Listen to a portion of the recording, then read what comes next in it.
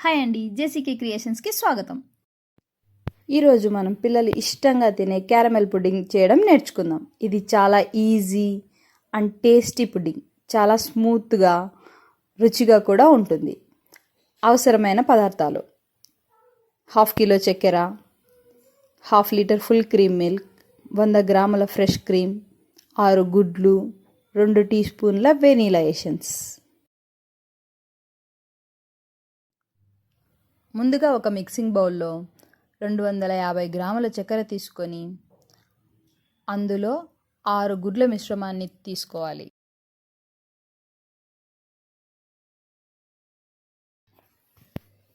చక్కెర కరిగిపోయే వరకు విస్కర్తో బాగా కలపాలి.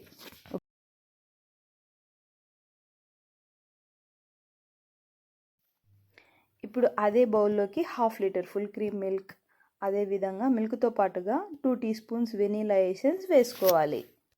వెనీలా ఎసెన్స్ వేశాక బాగా కలపాలి. సరిగా కలవకపోతే ఎగ్ స్మెల్ వస్తుంది. బాగా కలిపాక 100 గ్రాముల ఫ్రెష్ క్రీమ్ వేసి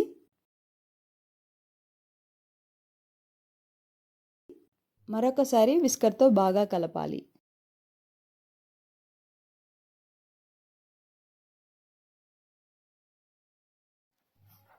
మరొక వైపు స్టవ్ పైన ఒక ప్యాన్ నుంచి 250 గ్రామ్స్ చక్కెర వేసి మంటను మీడియం ఫ్లేమ్లో ఉంచాలి.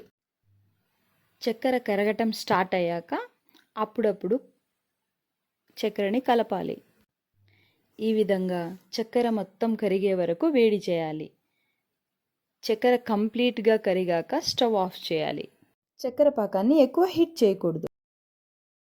చక్కెర పాకాన్ని మౌల్స్ లేదా స్టీల్ బౌల్స్లోకి వేసి బౌల్స్లోకి ఈ పాకాన్ని స్ప్రెడ్ చేయాలి.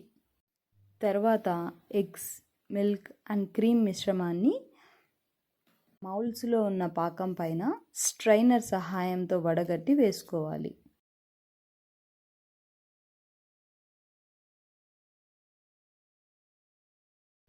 కుక్కర్లో ఒక పావు వంతు మౌల్స్ మునిగే వరకు వాటర్ వేయాలి. కుక్కర్లో వాటర్ బాగా వేడి చేసి అందులో ఈ మౌల్స్ని ఉంచి కుక్కర్ మూత రివర్స్ చేసి ఉంచాలి.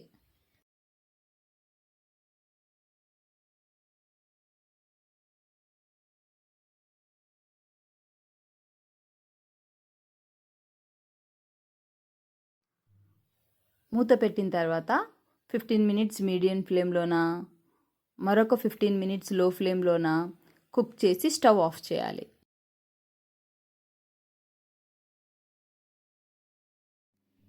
ఒక టూత్పిక్ తీసుకొని పుడ్డింగ్లోకి గుచ్చి తీస్తే టూత్పిక్ క్లీన్గా బయటకు వచ్చినట్లయితే పుడ్డింగ్ కుక్ అయినట్లే.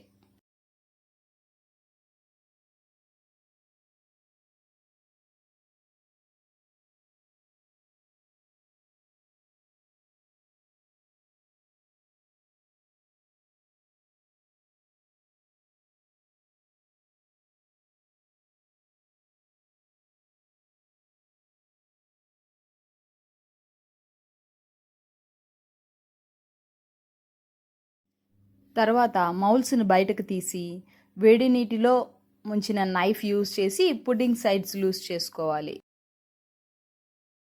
తర్వాత మౌల్స్పై ఒక ప్లేట్ ఉంచి రివర్స్ చేయాలి. నెమ్మదిగా తట్టి పుడ్డింగ్ని మౌల్డ్ నుంచి సపరేట్ చేసుకోవాలి.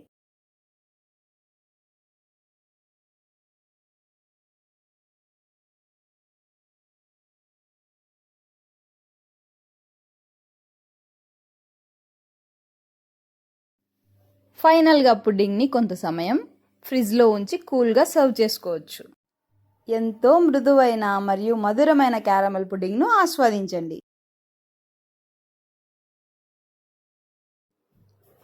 మరిన్ని వీడియోల కోసం మన ఛానల్ని సబ్స్క్రైబ్ చేసుకోండి. ఇంకా ఈ వీడియో నచ్చినట్లయితే ఈ వీడియోని లైక్ చేసి షేర్ చేయండి. Thank you for watching our channel JCK creations.